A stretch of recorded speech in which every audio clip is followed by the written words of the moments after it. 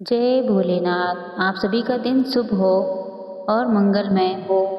आप सभी पर महादेव की कृपा श्रद्धा बनी रहे। आज सुनिए फाल्गुन मास कथा। आगे की कहानी। स्कंद भगवान बोलते हैं, महेश्वर, जहाँ आपके हाथ से कपाल गिरा है, कृपया उस तीर्थ का महात्म हमें भी बताइए। तब भगवान शिव कहने लगे कि हे वत्स, वह स्थान अत्यंत गोपनीय तीर्थ है। देवता और असुर सभी वहाँ मस्तक झुकाते हैं। ब्रह्मा द्वारा मनुष्य भी वहाँ पर स्नान करने मात्र से ही शुद्ध हो जाता है। पाप मोचन कपाल तीर्थ में 5 तीर्थ हैं। उनमें किया हुआ स्नान, तप और दान सब अक्षत होता है। वहाँ विधि पूर्वक पिंड दान देकर पितरों को नरक से उतार गए यह तीर्थ कहा जाता है।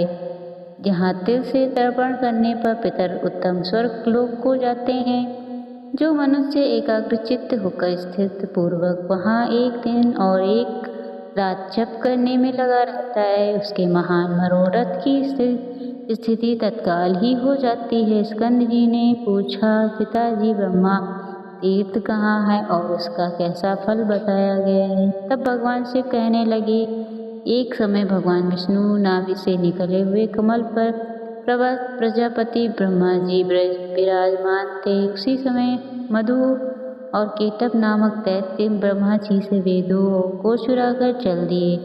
तब ब्रह्मा जी ने भगवान विष्णु के द्वारा प्रतिभाभद्री तीर्थ में उन्हें प्रणाम कर उनके सनातन भगवान की स्तुति की तथा भगवान श्री कृष्ण ग्रीव अवतार धारण करके एक कुंड से प्रकट हुए। उनके हाथों में शंख चक्र आदि अशुद्ध शोभित पा रहे थे। उनकी कमर में पीताम्बर शोभित था। श्रीअंगों की कांति श्वेत थी। विचार भुजधारी भगवान गिर दर्भ पूर्ण दृष्टि से सब देख रहे थे। उनका स्वरूप अद्भुत था और नेत्रों से कठोरता प्रकट हो रही थी। उनकी गर्दन के चंचल बालों से टकराकर मेघों की घटा भी छिन्न भिन्न हो जाती थी। वे अपने दिव्य और तेज से समस्त ज्योतिर्मय ग्रहों की प्रभा को भी तिरस्कृत कर रहे थे। भगवान बड़ी कृपा करके इस अद्भुत रूप में ही श्री ब्रह्मा जी के आगे खड़े हो गए और उन्हें देखकर ब्रह्मा जी भी आश्चर्यचकित रह गए। उनके नेत्रों में प्रसन्नता छा गई। वे प्रणाम करके भगवान की स्तुति करने लगे। जब श्री ब्रह्मा जी ने विष्णु की स्तुति की तब वे शीघ्र ही वहाँ गए और उन दोनों दैत्यों को बांधकर उन्होंने लीलापूर्वक उन्हें मार डाला। जिसके बाद वेदों को लेकर वे ब्रह्मा जी के समीप आए और ब्रह्मा जी को देखकर स्वरूप में स्थित हो गए। तब से ब्रह्मा जी द्वारा प्रकट हुआ वह तीर्थ तीनों लोकों में ब्रह्म कुंड के नाम से विख्यात है। उसके दर्शन मात्र से ही महापाप की मनुष्य भी पाप रहित होकर तत्काल ही ब्रह्मलोक में चले जाते हैं। जो लोग स्नान और व्रत किया करते हैं वे ब्रह्मलोक को भी लांघकर विष्णु लोक में जाते हैं। स्कंद जी ने पूछा, फिर वेदों को पाकर ब्रह्मा जी ने क्या किया महादेव? तब महादेव जी कहने लगे, वत्स, बद्रिकाश्रम तीर्थ देखकर चारों वेद ब्रह्मा जी के साथ जाना ही नहीं चाहते थे। तब सिद्धों के समझाने पर वेदों ने 2 रूप धारण किए। द्रव रूप में से तो बद्रिका धाम तीर्थ में रह गए और ज्ञान रूप से ही ब्रह्मा जी के साथ चले गए। तब ब्रह्मा जी ने वेदों के अनुसार तिथि पूर्वक तीनों लोकों की रचना की। श्री सूत जी कहते हैं, मुनिवर, प्राचीन काल में पांड्य देश में शंकर नाम से प्रसिद्ध एक राजा हुए थे। वे ब्राह्मण भक्त, सत्य प्रतिज और यज्ञनिष्ठ तथा धर्मात्मा थे। चारों वर्णों और आश्रमों को धर्म पूर्वक पालन किया करते थे। वे भगवान विष्णु और शिव जी के समान रूप से उपासक थे। महात्मा ब्राह्मण को बड़े बड़े दान देते थे। एक दिन बुद्धिमान राजा शंकर शिकार खेलने के लिए तपोवन में गए और वहाँ दुर्गम और रमणीय प्रदेशों, पर्वतों और गुफाओं में घूमने लगे।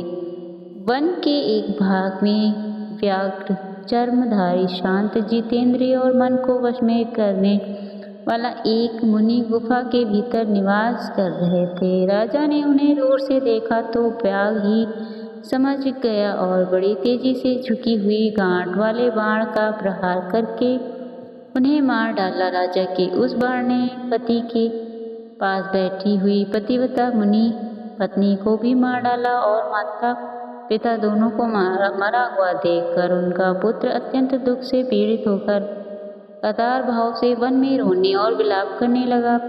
हताहत, हाँ माता, तुम दोनों ही मुझे छोड़कर कहाँ चले गए? पिताजी, अब मुझे वेद शास्त्र कौन पढ़ाएगा?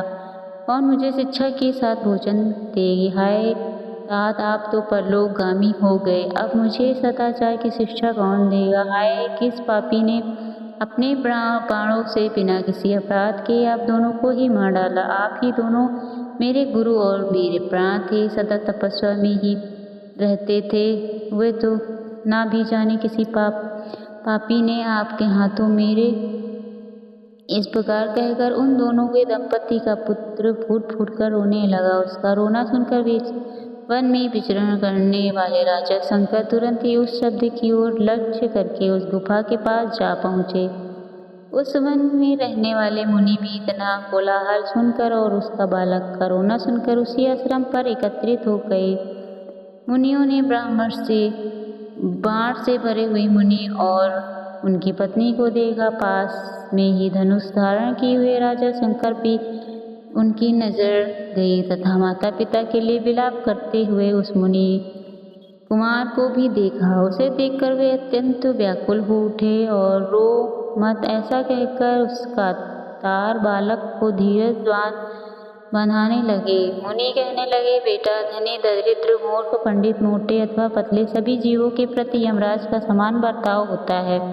और कोई वन में रहता है या नगर में या गांव में, पर्वत पर रहता हो या दूसरे किसी स्थान में, सभी जंतुओं को एक दिन मृत्यु के वश में ही जाना होता है।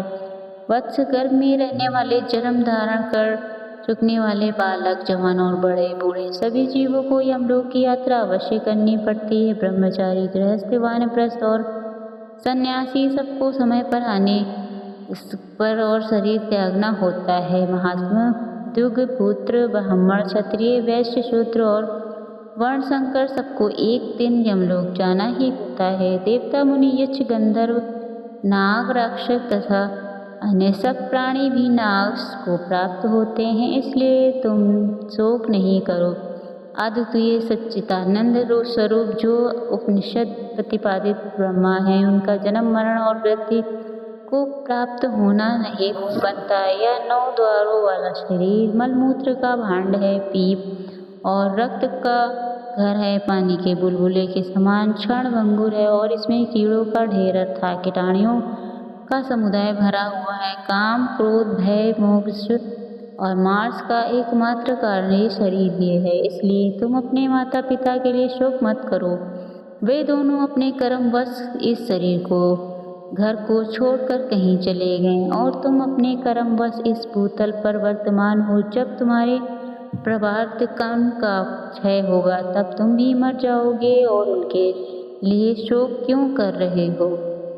क्या मरने वाला प्रेत मरे हुए प्रेत के लिए शोक करे? तुम्हारी माता और पिता जब उत्पन्न हुए थे उस समय तो तुम्हारा जन्म भी नहीं हुआ था, इसलिए तुम्हारी उनकी गति भिन्न है। अगर तुम्हारी और उनकी संगति होती तो तुम भी उन्हीं के साथ चले जाते। बाण से वे मरे हैं, उसी से तुम भी मर गए होते और वे मरकर जहाँ गए हैं वहीं तुम भी पहुँच जाते। ऐसा नहीं हुआ, इससे सिद्ध है कि तुम्हारी और उनकी समान गति नहीं है, इसलिए उनके लिए तुम्हें शोक नहीं करना चाहिए। मरे हुए प्राणियों के भाई बंधु जो धरती पर आंसू बहाते हैं, उन आंसुओं को मरे हुए प्रेत परलोक में पीते हैं। इसलिए शोक छोड़कर एकाग्र चित्त होकर धैर्य धारण करो और वैदिक रीति से माता पिता का प्रेत कार्य करो। तुम्हारे पिता और माता बाण के आघात से मरे हैं, इसलिए उस दोष की शांति के लिए इनकी अस्थियां लेकर रामेश्वरम शिव के क्षेत्र में मुक्तिदान राम से तुम्हें स्थापित करो और सापिंडकरण आदि श्राद्ध भी वही करो। इससे उनके तो मृत्यु जनित दोष की शांति हो जाएगी। मुनियों के कैसा कहने पर शाकल पुत्र जंगल के में माता पिता के संबंध अंत्योष्टि संस्कार किए। इसके बाद दूसरे दिन उनकी अस्थियां लेकर वे हालात्य क्षेत्र में गए। हालात्य क्षेत्र से रामेश्वरम क्षेत्र में जाकर मुनियों के बताए अनुसार वहां अस्थियों को डाल दिया और वहीं रहकर 1 वर्ष पूरा होने तक सभी श्राद्ध आदि कार्य किए संपन्न। वर्ष भर निवास करने के बाद एक दिन जंगल मुनि ने रात को सपने में अपने माता पिता को देखा। उन दोनों ने अपने अपने हाथों में शंख चक्र गदा आदि धारण कर रखे थे। दोनों ही पद्य पुराण वाला और तुलसी की माला से विभूषित होकर गरुड़ की पीठ पर बैठे थे। उनके कानों में मकरांति कुंडल झिलमिला रहे थे। कौस्तुभ मणि और उनके वक्ष स्थलों को अलंकृत कर रही थी। मुनि पुत्र ने इस प्रकार की झांकी में अपने माता पिता का दर्शन करके मन ही मन बड़ी प्रसन्नता का अनुभव किया। इसके बाद जांगल मुनि ने फिर से अपने आश्रम में आकर सुखपूर्वक रहने लगे। उन्होंने माता पिता के विषय में सपने में देखा वह वृत्तांत वन के सभी ब्राह्मणों को बड़ी प्रसन्नता के साथ सुनाया।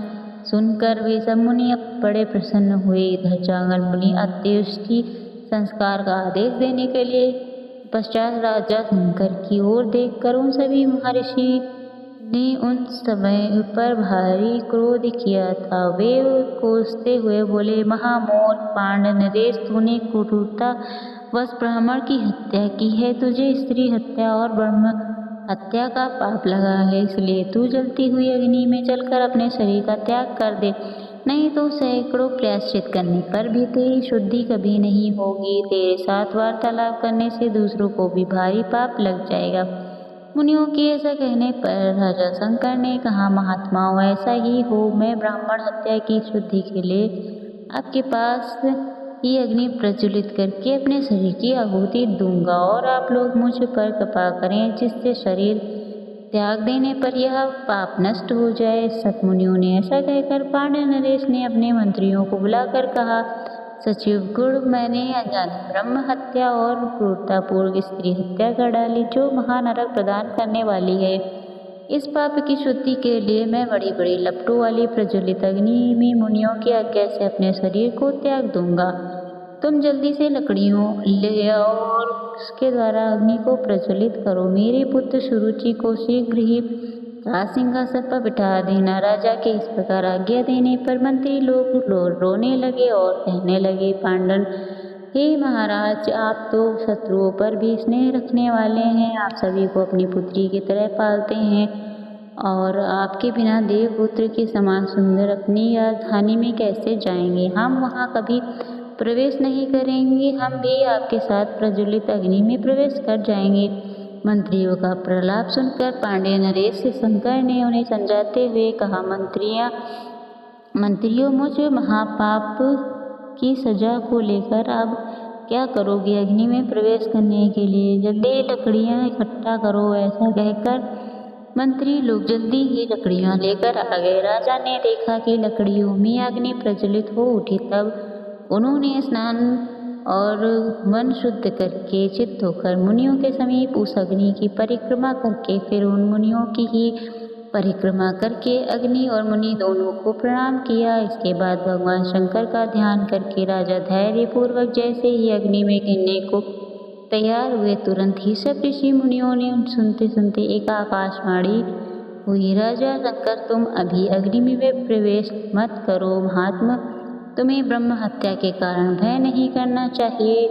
दक्षिण समुद्र के किनारे गंधमादन पर्वत पर महापादुकों का नाश करने वाले परम पुण्य राम सेतु में श्री रामचंद्र जी के द्वारा स्थापित जो रामेश्वरम नामक शिवलिंग है, उसकी 1 वर्ष तक तीनों समय भक्ति पूर्वक सेवा करो। भक्त रामेश्वर की परिक्रमा कर उन्हें नमस्कार करो, उनका महाअभिषेक करो और प्रत्येक दिन नाना प्रकार का नैवेद्य निवेदित करो और चंदन, आगरू और कपूर के द्वारा भी श्री रामलिंग की पूजा कर दो। तो बाहर गाय के घी से भगवान का अभिषेक कराओ। प्रत्येक दिन गाय के दूध से और 1 द्रोण शहद से उस शिवलिंग को स्नान कराओ। नित्य प्रति खीर से भगवान और नैवेद्य लगाओ। रोज रोज रात में तिल के तेल से दीपक जलाकर दीपदान द्वारा आराधना करो। महाराज रामेश्वर शिव की इस प्रकार उपासना करने से तुम्हारी स्त्री हत्या और ब्रह्म हत्या तत्काल नष्ट हो जाएगी। तुम शीघ्र राम सेतु पर जाओ और निरंतर रामेश्वरम का भजन करो। इस कार्य में अब तनिक भी देरी मत करो।